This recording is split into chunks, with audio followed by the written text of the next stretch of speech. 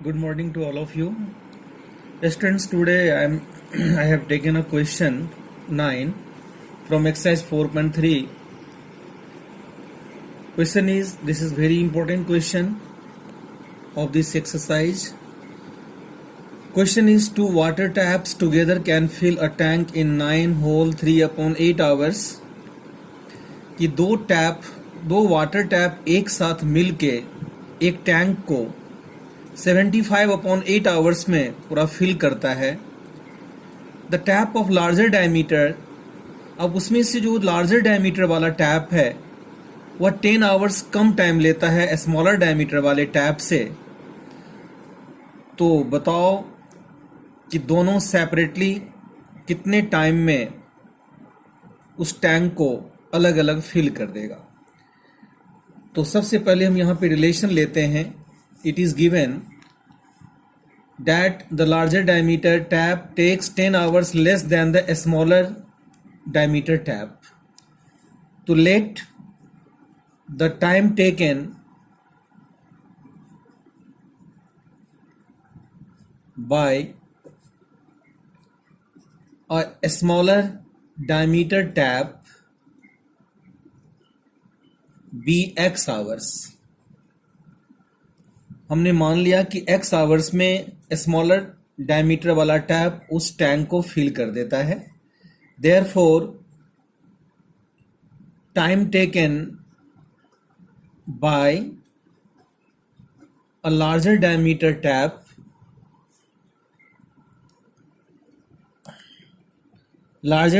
Tap equal to x minus 10 hours. Because 10 hours कम time ले रहा है तो x में से 10 को माइनस करेंगे तो x माइनस 10 आवर्स में लार्जर डायमीटर वाला टैप उस टैंक को फिल करता है और x आवर्स में स्मॉलर डायमीटर वाला टैप जो है वो उस टैंक को फिल करता है. अब इन दोनों टैप के द्वारा हम 1 आवर में कितना टैंक का कितना पार्ट फिल होगा हम उसको निकाल लेंगे. तो अकॉर्डिंग टू क्वेश्चन अब ये दोनों मिल जाता है, दोनों टैप मिलके उस टैंक को फिल करता है कितने आवर्स में, तो 75/8 आवर्स में. तो अब यदि x आवर्स में छोटे टैप किसी टैंक को फिल करता है तो ऑब्वियसली 1 आवर में वह उस टैंक का कितना पार्ट फिल करेगा, तो 1/x. अब आप देख लीजिए, एक छोटा सा एग्जांपल देता हूं. यदि कोई मजदूर किसी काम को 10 डेज में फिनिश करता है तो वह एक दिन में यानी 1 डे में वह उस काम का कितना पार्ट करेगा, तो 1/10. तो सिमिलरली यदि x आवर्स में छोटे डायमीटर वाला टैप यदि किसी टैंक को फिल करता है तो 1 आवर में, यहाँ पे मैं 1 आवर का निकाला हूं, तो 1 आवर में वह उस टैंक का 1/x पार्ट को फिल करेगा. प्लस अब हम आते हैं लार्जर डायमीटर वाले टैप पे. यदि लार्जर डायमीटर वाले टैप x माइनस 10 आवर्स में किसी टैंक को फिल करता है तो 1 आवर में वह उसका कितना पार्ट फिल करेगा, तो 1/x माइनस 10. और दोनों मिलके तो प्लस कर दिया, वह उस टैंक को 75/8 आवर्स में फिल करता है. तो यदि 75/8 आवर्स में वह टैंक को फिल करता है तो 1 आवर में वह कितना पार्ट फिल करेगा, तो 75/8 को 1 के नीचे रखेंगे तो रेसिप्रोकल हो जाएगा, ये हो जाएगा 8/75. जो फ्रैक्शन है 75/8 वह रेसिप्रोकल हो जाएगा तो 8/75. अब यहां से मैं क्वाड्रेटिक इक्वेशन बनाऊंगा. x और x माइनस 10 का एलसीएम लूंगा, x into x minus 10. x और x कैंसिल, x माइनस 10 यहां बच रहा है, प्लस x माइनस 10 से x minus 10 cancel, plus x equal to 8/75. x plus x 2x minus 10 upon में x square minus 10x equal to 8/75. By cross multiplication 8 को इन दोनों term से मल्टीप्लाई करेंगे, 8x स्क्वायर माइनस 80x, और 75 से इन दोनों term को मल्टीप्लाई करेंगे, 150x माइनस 750. अब हम इन दोनों RHS वाले को LHS की तरफ लाएंगे तो साइन अपोजिट हो जाएगा, प्लस 150 का माइनस 150x हो जाएगा और माइनस 750 का प्लस 750 हो जाएगा. अब यहाँ पे 8x² माइनस 80x और माइनस 150 हो जाएगा minus 230x plus 750 equal to 0। अब हम देख रहे हैं सब में 2 कॉमन है, तो हम सारे टर्म में 2 से डिवाइड करके इस इक्वेशन को रिड्यूस कर लेंगे। 2 से डिवाइड करेंगे तो ये 4x² हो जाएगा, 2 से इसको डिवाइड करेंगे तो 115x हो जाएगा, 2 से इसको डिवाइड करेंगे तो 375 हो जाएगा इक्वल टू 0। तो ये आपका क्वाड्रेटिक इक्वेशन हुआ।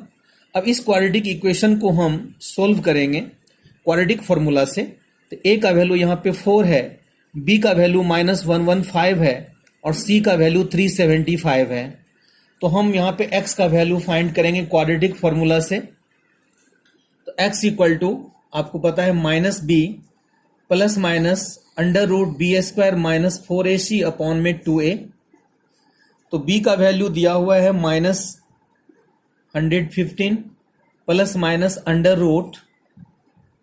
√b² तो -115 का square minus 4ac 4 into 4 into 375 upon में 2 इंटू 4 माइनस माइनस प्लस ये 115 हो जाएगा प्लस माइनस। अब यहाँ 115 का स्क्वायर निकालना पड़ेगा।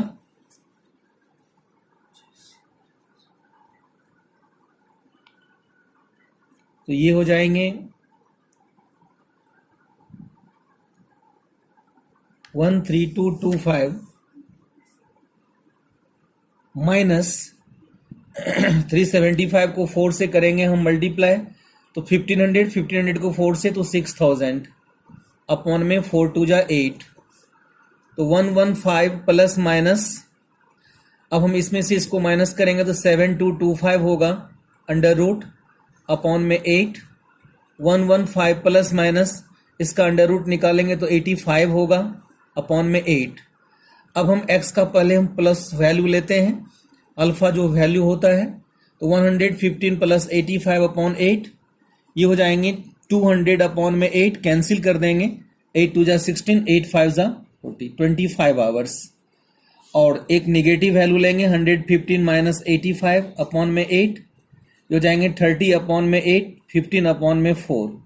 इस फ्रैक्शनल वाले वैल्यू को हम नेग्लेक्ट कर देंगे, x कैन नॉट बी 15/4 तो x का वैल्यू 25 आवर्स आया।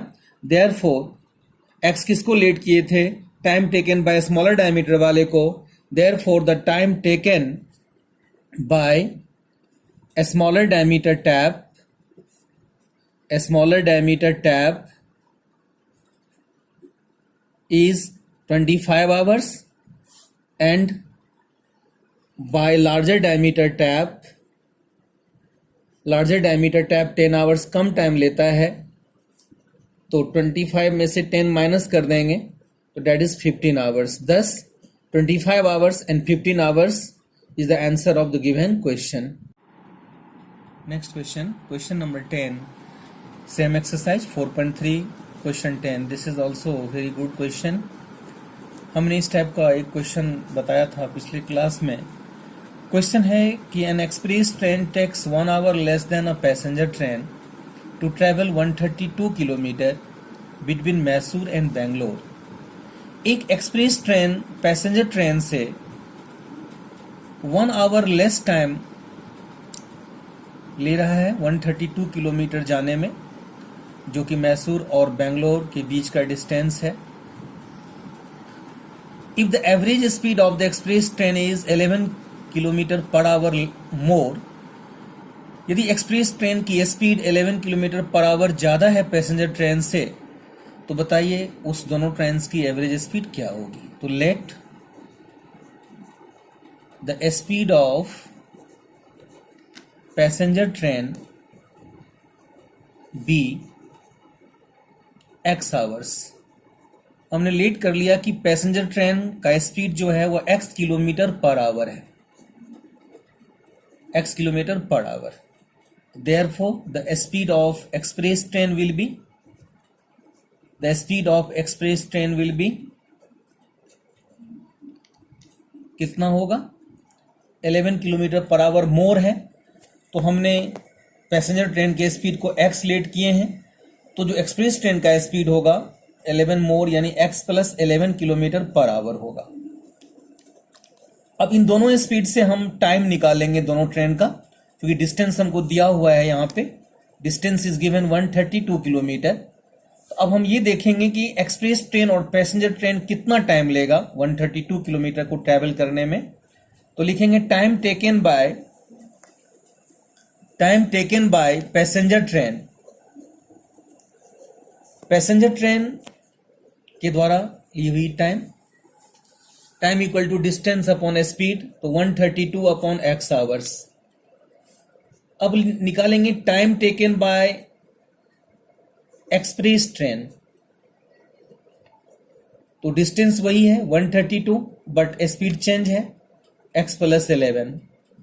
अब आपको मैंने यहां बताया था कि यहां पे आपको ये देखना है, ये ऑब्जर्व करना है कि कौन ज़्यादा टाइम लेगा और कौन कम टाइम लेगा, क्योंकि दोनों के टाइम का डिफरेंस दिया हो 1 आवर का। ऑब्वियसली आपको पता होगा कि पैसेंजर ट्रेन ज़्यादा टाइम लेगा एक्सप्रेस ट्रेन से, क्योंकि उसकी स्पीड कम है, तो ज़्यादा टाइम लेगा पैसेंजर ट्रेन। तो हम लिखेंगे 132 by x according to question. 132x, जो टाइम ज़्यादा लेगा उसको पहले लिखेंगे, माइनस जो ट्रेन कम टाइम लेगी उसको हम बाद में लिखेंगे माइनस में, और दोनों के टाइम का डिफरेंस 1 है तो यहाँ 1 लिख देंगे। अब यहाँ पे हम एलसीएम लेंगे, x इंटू एक्स प्लस 11, ये हो जाएगा 132 into x plus 11 minus 132x equal to 1। 132 को दोनों से मल्टीप्लाई करेंगे तो 132x प्लस 11 से मल्टीप्लाई करेंगे, ये हो जाएगा 1452 माइनस 132x अपॉन x से दोनों टर्म को मल्टीप्लाई करेंगे, x square plus 11x equal to 1, minus plus cancel. अब यहाँ पे क्रॉस मल्टीप्लाई कर देंगे, x square plus 11x equal to 1452 इधर ले आएंगे तो x square plus 11x minus 1452 equal to 0। ये मेरा क्वाड्रेटिक इक्वेशन बन गया। अब हम इस क्वाड्रेटिक इक्वेशन को सोल्व करेंगे क्वाड्रेटिक फॉर्मूला से। तो x इक्वल टू, यहाँ पे a निकाल लेता हूँ पहले, a is 1, b is 11 and c is minus 1452।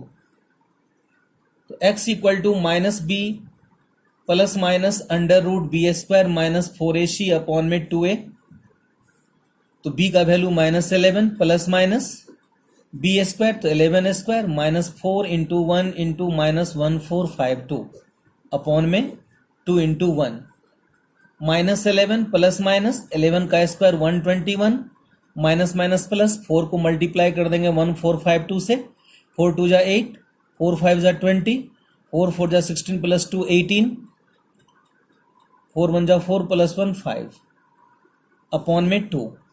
तो माइनस 11 प्लस माइनस इन दोनों को ऐड कर देंगे हम, ये हो जाएगा 5629 अपॉन में 2। अब हम 5629 का स्क्वायर रूट फाइंड करेंगे डिवीजन मेथड से। 7 7 जा 49,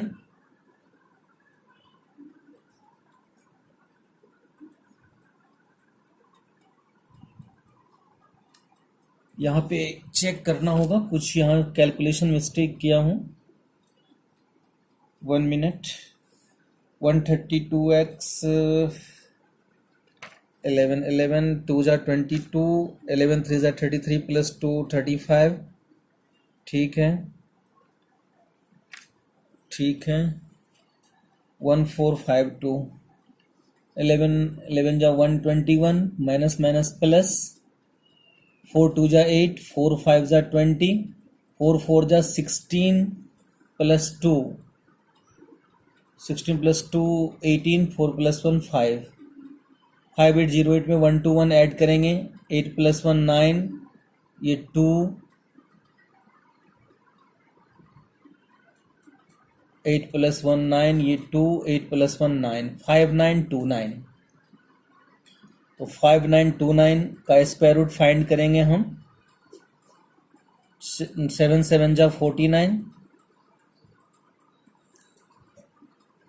फिर 7 से देंगे हम 77, यस। तो इसका 5929 दोनों को ऐड करके हुआ, तो इसका स्क्वायर रूट फाइंड करने पे 77 आएगा अपॉन में 2। अब हम पहले प्लस वैल्यू लेंगे तो माइनस 11 प्लस 77 बाई 2, हो जाएगा 66/2 that is 33 kilometre per hour. और जब हम माइनस वैल्यू लेंगे तो -11 -77/2 तो -88/2 -44। तो x can not be -44 because speed can not be negative, therefore x I will take x equal to 33। thus the time taken by passenger train is 33 hours। No time taken, speed find करना था तो speed को मैंने x late किया था। तो speed of passenger train is 33 kilometre per hour and speed of express train is 11 kilometre more था, तो 33 में 11 ऐड करेंगे 44 kilometre per hour. So 33 speed हुआ पैसेंजर ट्रेन का और 44 हो गया एक्सप्रेस ट्रेन का। Nature of roots now new topic is, अब हम एक्सरसाइज 4.4 पे काम करेंगे। तो अब न्यू टॉपिक है नेचर ऑफ रूट्स। किसी रूट्स का नेचर हम कैसे फाइंड करते हैं, उसकी क्या क्राइटेरिया होती है। तो आपको याद होगा मैंने क्वाड्रेटिक फार्मूला में डी का यूज़ किया था, डी फॉर डिस्क्रिमिनेंट, जिस डी का फार्मूला हमने लिखा था b² - 4ac। और क्वाड्रेटिक फार्मूला का हमें शॉर्ट फॉर्म दिया था कि x equal to -b plus minus √d/2a। ये मैंने क्वाड्रेटिक फार्मूला लिखा था, जहां पे मैंने आपको d का वैल्यू बताया था, याद होगा b² - 4ac। किसी भी इक्वेशन का d कैसे निकलता है, तो एक फॉर्मूला से जिसका वैल्यू होता है b² - 4ac, और d निकालने के बाद उसके नेचर का पता चलता है।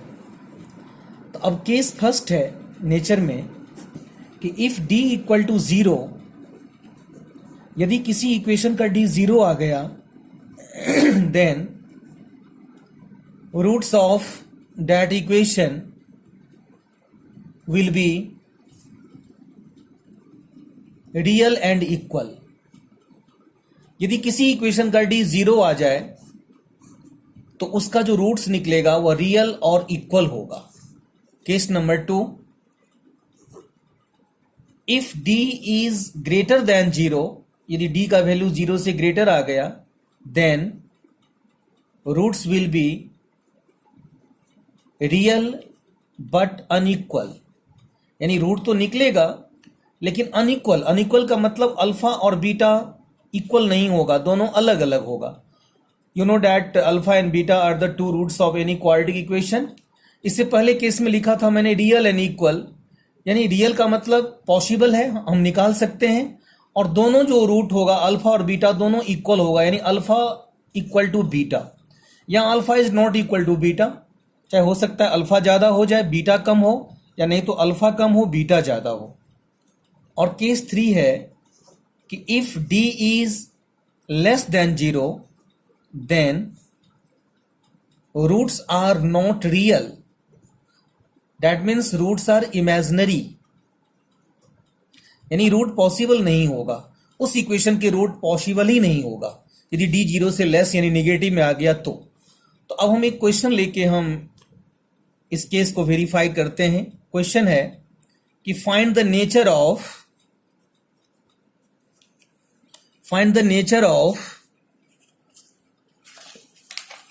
Equation 2x² - 3x + 5 = 0। तो यहां पे a का वैल्यू 2, b का वैल्यू -3 एंड c का वैल्यू 5। अब हम d फाइंड करेंगे। You know d equal to b² - 4ac। b का वैल्यू है -3, -4 इंटू a का वैल्यू 2, c का वैल्यू 5। -3 का स्क्वायर 9, -4 2 जा 8, 8 5 जा 40, दिस इज -31। तो -31 इज लेस देन 0। तो आपने क्या देखा कि d जो है वह 0 से लेस है, बिकॉज -31 इज लेस देन 0। तो यदि d 0 से लेस होगा तो आपको मैंने केस नंबर 3 में बताया हूं कि इसका जो नेचर होगा रूट का इक्वेशन का, यानी roots will be not real, that is imaginary. जो रूट होगा उस इक्वेशन का वह पॉसिबल ही नहीं होगा, रियल ही नहीं होगा, वह इमेजिनरी होगा। That means you can find the roots of that equation. एक और हम एग्जाम्पल लेके आपको बताना चाहता हूं। 2x² - 6x + 3 = 0, a = 2, b = -6 and c = 3। अब हम इस इक्वेशन का भी नेचर फाइंड करेंगे। तो a, b और c मैंने निकाल लिया इक्वेशन से। अब हम d निकालते हैं। तो d का फॉर्मूला b² - 4ac, b के जगह पे हम -6 रखेंगे, -4 इंटू a के प्लेस पे 2 और c के प्लेस पे 3, ये 36 - 24 12। तो हमने क्या देखा कि d जो है वह ग्रेटर है 0 से, because 12 is greater than 0, therefore roots are real but unequal. यहाँ पे रूट तो निकलेगा लेकिन दोनों अनइक्वल होगा, यानी अल्फा और बीटा दोनों इक्वल नहीं होगा। अब अल्फा बीटा कैसे निकालेंगे? तो क्वाड्रेटिक फॉर्मूला से निकालेंगे। वैसे अभी इस क्वेश्चन में ज़रूरत नहीं है, क्योंकि मैंने सिर्फ आपको नेचर निकालने के लिए दिया हूँ। तो आज हम यहीं तक रखते हैं। In next class only I will take one class in this chapter to discuss exercise 4.4. So I am giving you homework. Solve exercise 4.1 to 4.4. And also we have to practice from R.D. Sharma, because lot of statement sums are given in that book. So we have to practice more and more. So now I want to finish my class. Bye to everyone.